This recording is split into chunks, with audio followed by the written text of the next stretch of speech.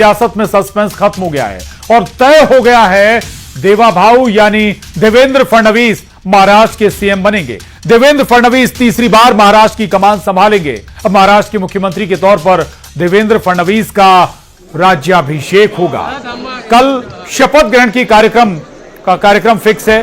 कल प्रधानमंत्री नरेंद्र मोदी की मौजूदगी में सीएम पद की शपथ लेंगे वो।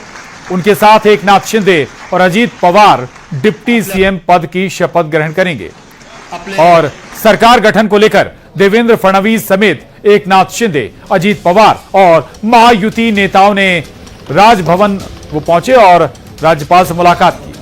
राज्यपाल के सामने सरकार गठन को लेकर दावा पेश किया गया।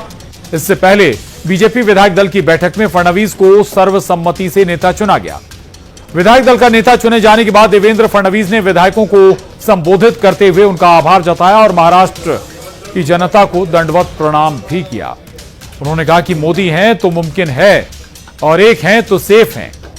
साथ ही उन्होंने कहा कि महाराष्ट्र में जनादेश के सारे रिकॉर्ड टूट गए हैं।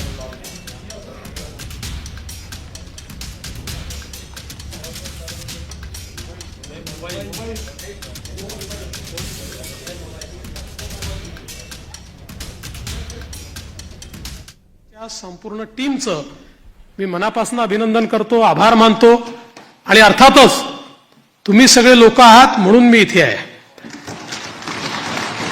तुम्ही नसतात तर मी इथे नसतो। त्याच्यामुळे तुमचे सगळ्यांचे मनपूर्वक आभार मानत असताना पुढची वाट ही आपल्याला अपेक्षा पूर्ण करण्याकरता संघर्ष। क्या आप और अजीत पवार साहब भी कल डिप्टी सीएम पद की शपथ लेंगे? अरे भैया अभी तो कहा, देवेंद्र जी ने भी कहा, मैं भी कह रहा हूँ रुको थोड़ा, अभी शाम तक रुको, अभी कल शपथ शाम है ना। तक उनका समझ में आएगा। मैं तो लेने वाला हूँ। मैं रुकने वाला हूँ। दादा को नहीं, अरे भाई दादा को अनुभव है, दोपहर शाम को भी लेने का और सुबह भी लेने का।